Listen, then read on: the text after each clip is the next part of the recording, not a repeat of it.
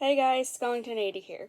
So today we're back for another day of being Stalker, and I hope you're enjoying this series as much as I am, because I think it's a great way to spend the spooky season together. And, well, I don't know what else to say, so without further ado, let's begin. Meanwhile, on a wall, Humpty Dumpty sat on the wall, Humpty Dumpty had a great fall. All the king's horses and all the king's men were nowhere to be found because they were shambling across the countryside looking for brains, and couldn't be bothered to deal with some strange Eggman's woes. Okay, Chapter 4, Cinders and Ashes. Back at the castle, Jack had left in such a disgrace, the king and queen were in a quandary. A quandary is sort of like a quarry if instead of rocks you mined problems and troubles. And there was no way out. It was slowly filling with water.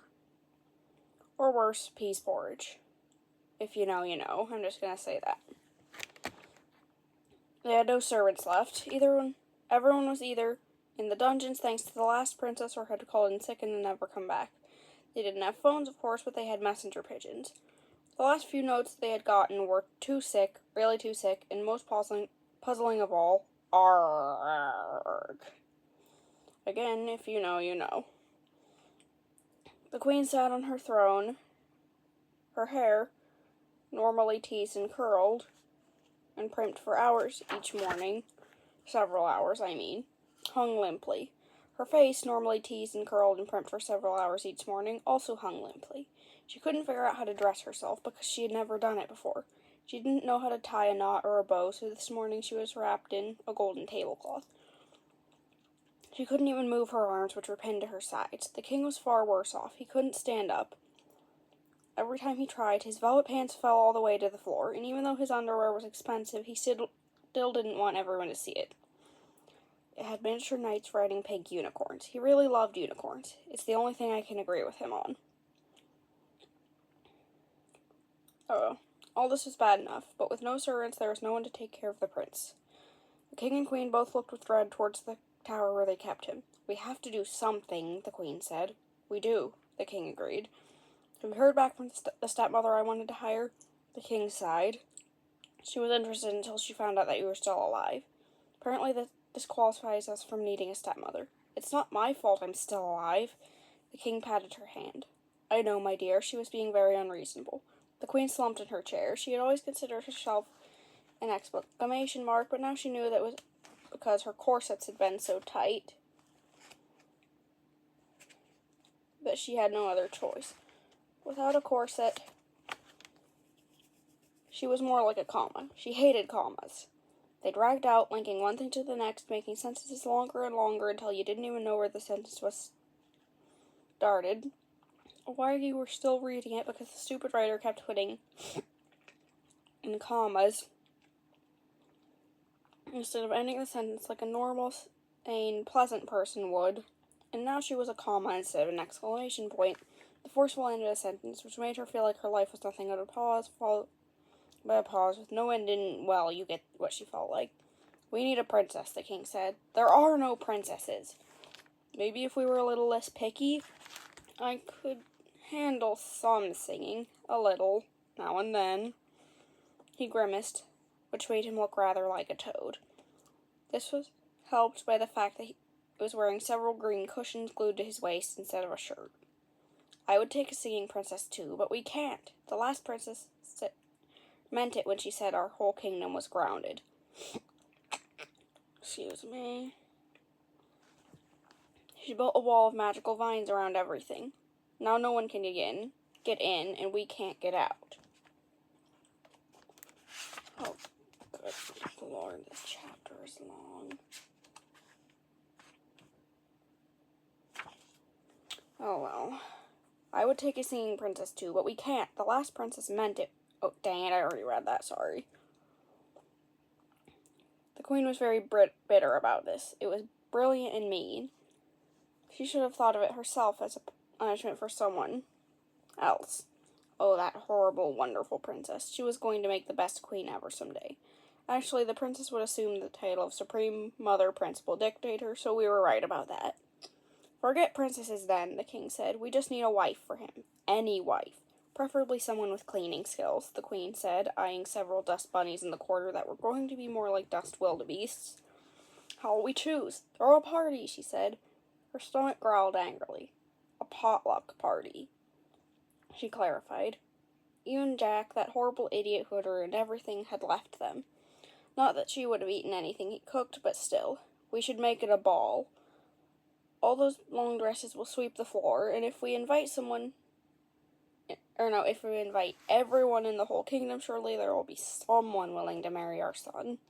The king made a strangled noise of disapproval. Think of the noise your mom makes when she picks up the socks you've been wearing for the last week without washing them. Sort of like that.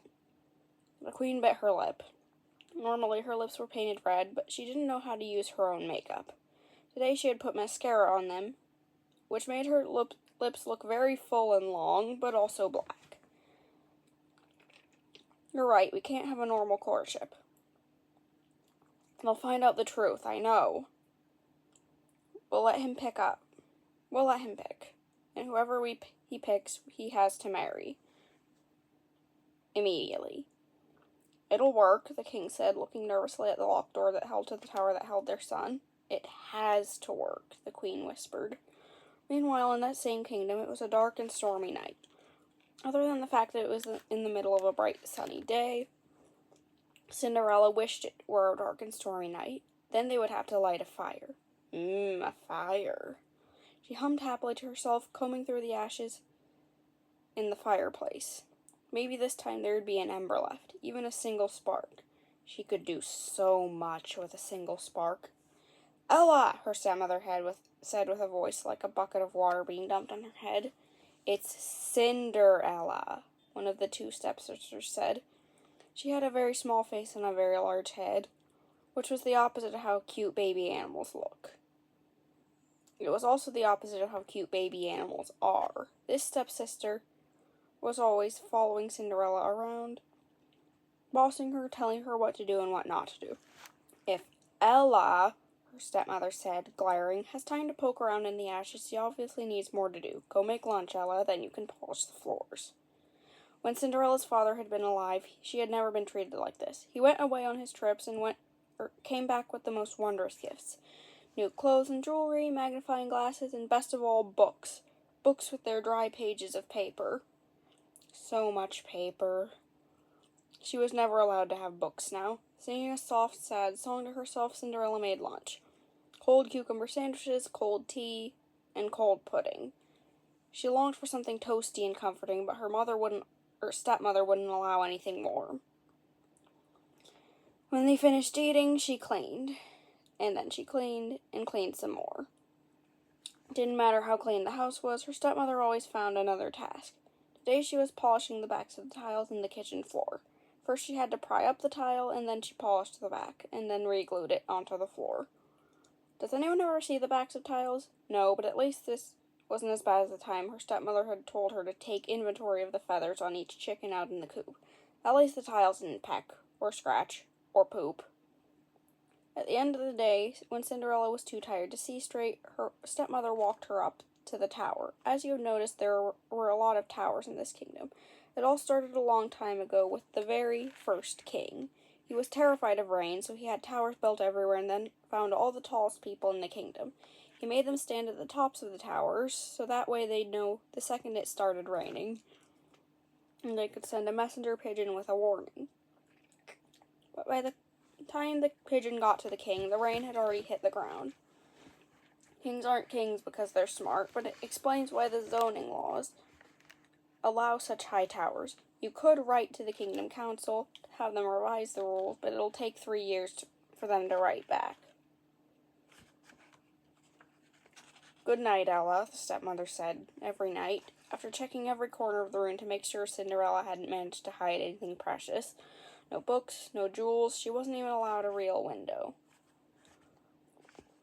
Just a metal shutter over a gaping hole, and she couldn't sneak out. The tower was too high to climb out the window, and the endless steps were so noisy that by the time she got to the bottom, someone would have heard her.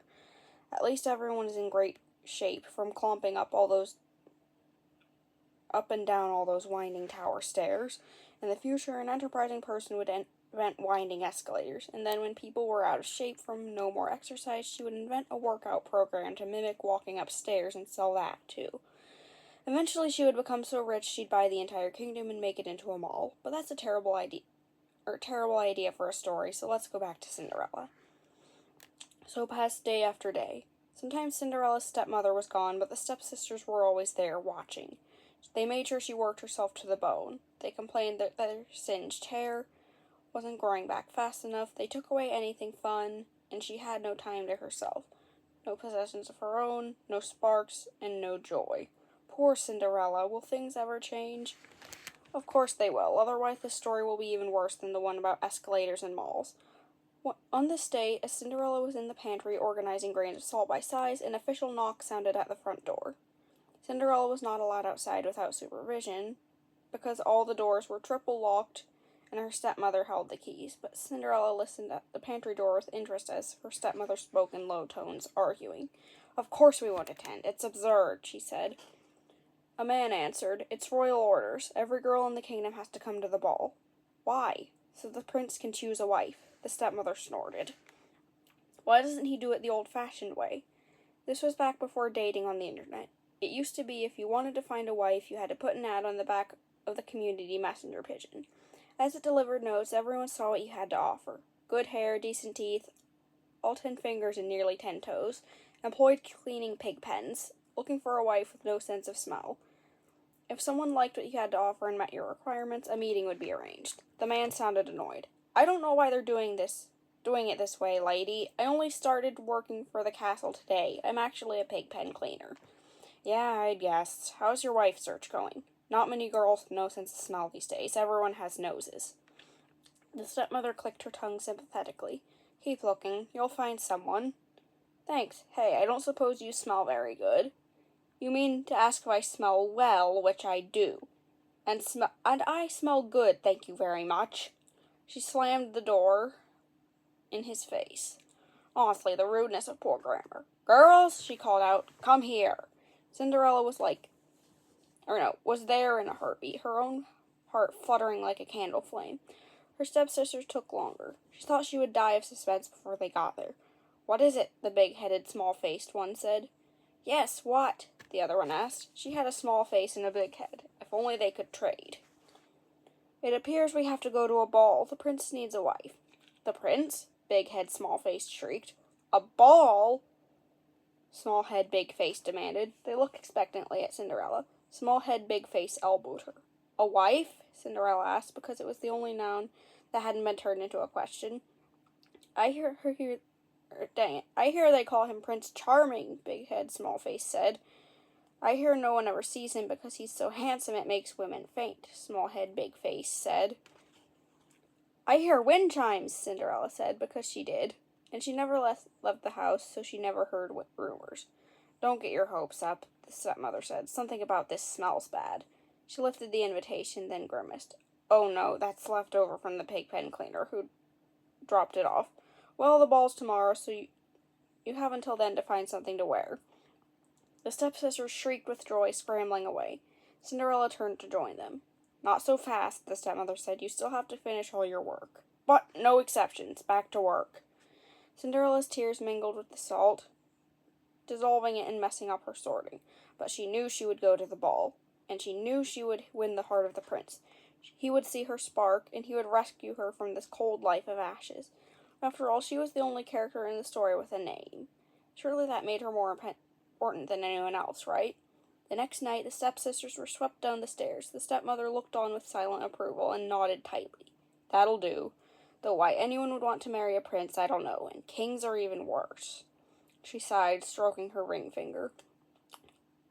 On it she wore 7 wedding rings.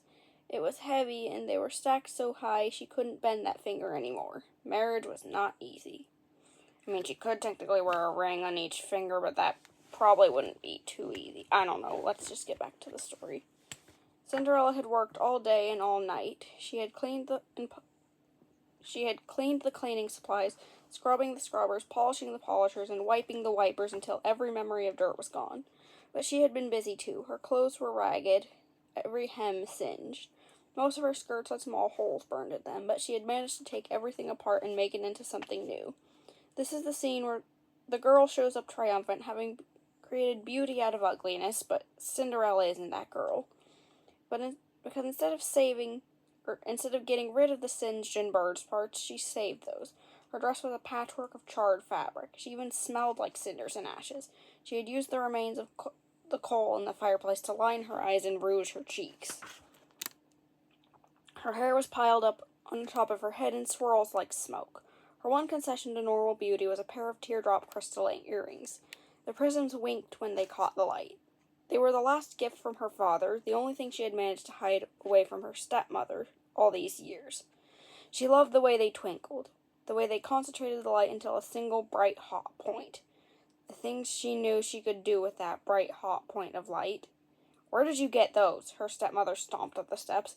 Cinderella put her hands over her ears. They're mine!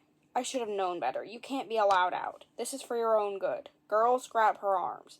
Cinderella cried and struggled, but it was no use. Big head, small face, and small head, big face held her, while her cruel, wicked stepmother stole the earrings. Then they pushed her into the kitchen and locked the door behind her. She pounded and cried, but it was too late. They were going to the ball without her, and her last treasure was gone. She crawled through the cat door. Her stepmother didn't know she was little enough to fit it, but the cat that used to live there had been very, very large. Out in the garden it was dark and cold. Sobbing and sniffling, she found two rocks and started hitting them against each other to try and create a fire, but her heart wasn't in it. Her spark had finally been smothered.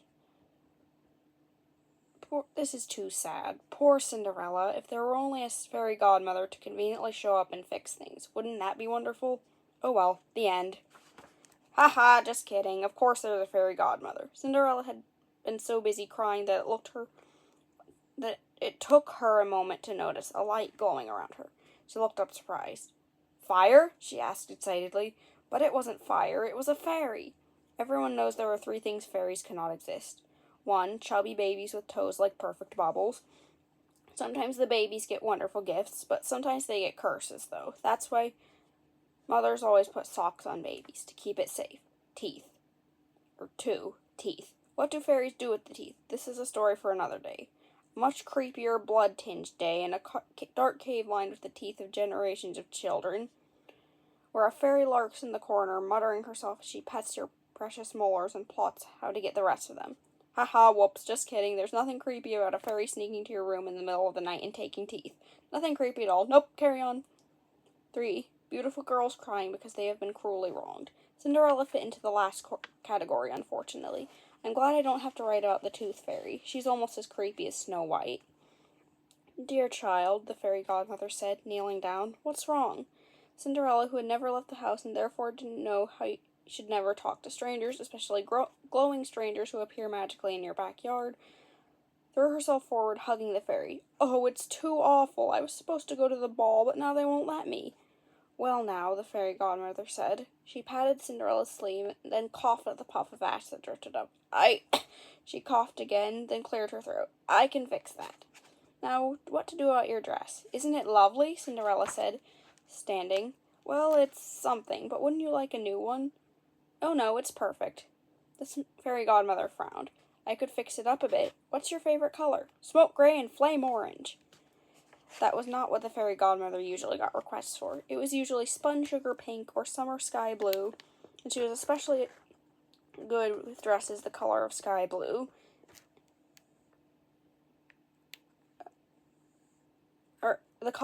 No. Dang it.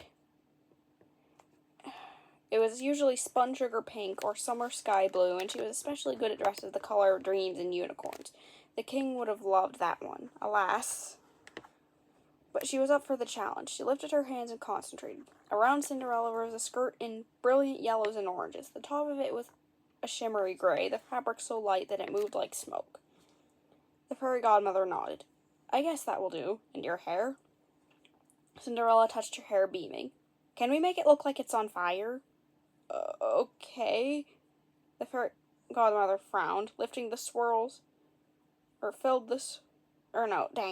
Frowning, the fairy godmother filled the swirls of Cinderella's hair with deep red sparkles. In her later years, when her services were out of fashion, the fairy godmother would be employed in a glitter factory. She'd accept like glitter. And what about the shoes? I can make you some nice, sensible glass! Cinderella shouted, a crazed gleam lighting her eyes. Glass? Glass, like a magnifying glass, the type you could use to light things on. Cinderella took a deep breath, then smiled sweetly. I mean, wouldn't glass shoes be pretty? The girl was not what the fairy godmother had expected. She'd tell this story for years to come when getting lunch with her other fairy friends. Not the tooth fairy. Even the fairy godmother was creeped out by her. Concentrating, she pointed her wand. 2 glass slippers appeared on Cinderella's feet. Oh, they're perfect, Cinderella said, spinning and laughing. It's all perfect. How can I ever thank you? By going to the ball and having the best night of your life. But you need to remember, at the strike of midnight, everything will... The fairy godmother stopped. Cinderella was already sprinting down the road away from her. How the girl managed to run so fast in such impractical footwear, the fairy godmother had no idea. Okay, there's only like 4 pages left. I don't know how long that'll be, but whatever. She could barely stand heels, and she flew everywhere. Oh well, she said, shrugging. She poofed away. She had other stores to be in, but none of them are ours. Goodbye, fairy godmother. Please don't tell the tooth fairy we say hello. Meanwhile, at the ball, the king and queen surveyed the scene in front of them miserably. The ballroom was filled to bursting with girls. The youngest was maybe 12, or a very short 14. The oldest was as old as your grandma. Wait, is that your grandma? I can't blame her. It's a shot at marrying a prince. Good for her.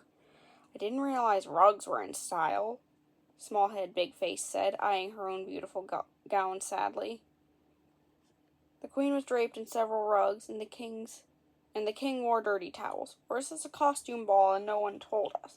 Everyone else had noticed too. A few of the more fashion-forward girls had stolen rugs from other parts of the castle and thrown them over their glamorous dresses. Maybe they just don't know how to dress themselves, the stepmother said, looking around distractedly. There were no servants at all. Had something happened here? The walls were lined with buckets of water. Everyone remarked on what a clever idea that was. It was like a fountain inside, only less fountainy and more buckety. But since it was a castle, they assumed it was the height of sophistication. It's time to release the prince, the king announced. Everyone turned and looked at him, blinking in confusion. He grimaced and tried to smile. I mean, it's time to introduce the prince. The queen's hands trembled as she pulled out a set of keys. Everyone watched, humming with anticipation as the queen unlocked the door, and unlocked it, and unlocked it. My, that is a lot of locks for one door. He must be so handsome they're afraid of kidnappers, Small Head, Big Face whispered. He must be so charming he knew we'd storm the castle if we could get to him, Big Head, Small Face answered. The stepmother, who knew a thing or two about why doors are locked, narrowed her eyes. Perhaps she should have accepted the king's request for her stepmotherhood after all. Oh, stepmother, if only you knew. Finally, after sliding one last deadbolt free, the door was ready to open. The king stood nearby with a bucket of water in his hands. Everyone hold their breath as the queen opened the door to reveal... Splash! The king threw the bucket of water, thoroughly soaking the young man before he could even walk into the ballroom. The prince's shoulders sagged, and he dropped something that had been in his hand. Shaking water from his hair, the prince entered to a smattering of polite applause. He was neither so handsome that you would want to kidnap him, nor so charming that you would storm a castle just to be in his presence. He just looked like a guy. A wet guy, but he had a nice smile, cute dimples, and his hair was curling now that it was wet. His eyebrows were even starting to grow back in. Oh no, something tells me Princey might be into fire too. Half the girls in the ballroom nodded. Good enough for them, if he came with a castle. A few slipped out, having expected more. Oh darn, your grandma left. I guess she's picky when it comes to princesses. Better luck next time. Small Head, Big Face, and Big Head, Small Face. This is confusing. I really should have asked the stepmother what their names are. Were more than happy to give him a chance. They both stepped forward, smiling, but he looked right past them. No one seemed to be able to catch his eye as he strode through the ballroom right through the fireplace. It had been completely bricked shut. He looked disappointed, but then from across the room he saw her. She was on fire, and so was his heart. It took him a moment to realize that this girl was not actually on fire. She was simply wearing a very odd dress. A mesmerizingly beautiful dress, to be exact. As he watched, she slipped out a side door. She was carrying a large stack of books. Oh, Cinderella, she came to a ball and only wanted books. Wait, he called. He pushed through the crowd, stepping on feet and dodging attempts to talk to him.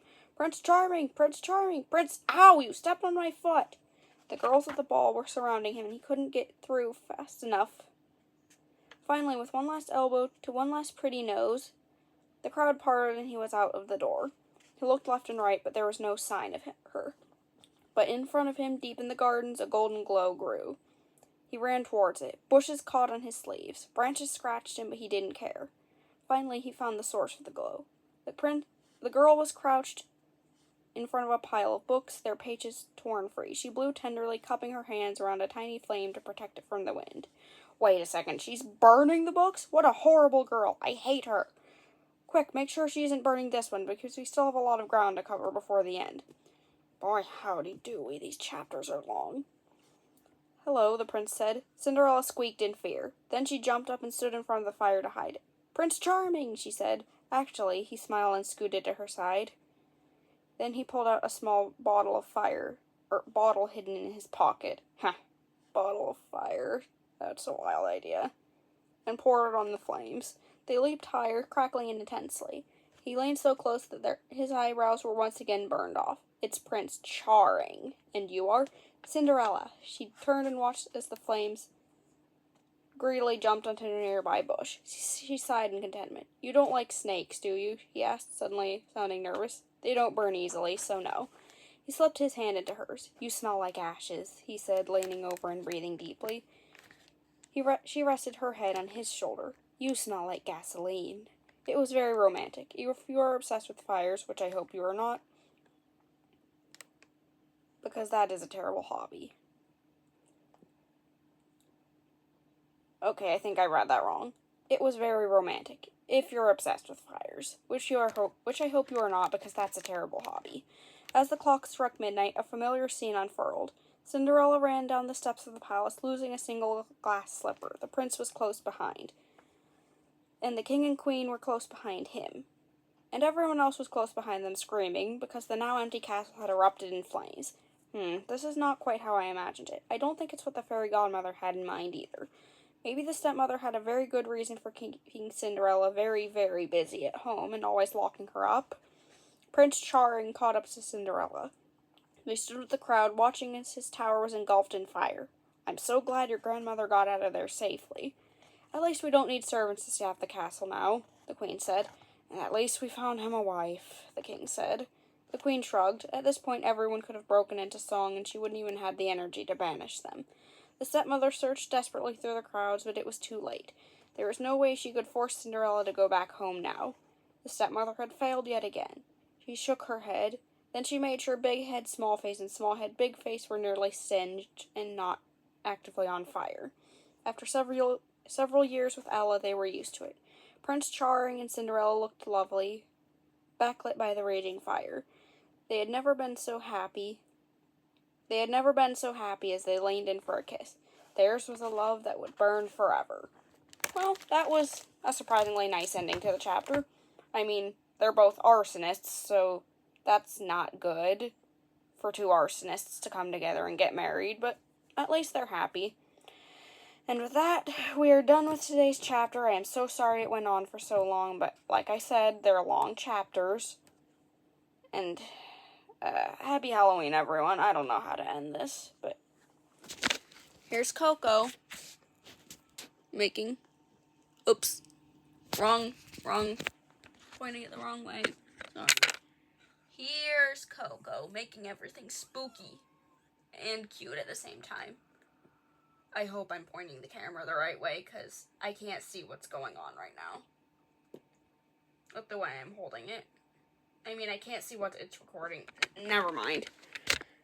Happy Halloween, everyone. Like, comment, subscribe, and all that jazz, and I will see you tomorrow. Bye!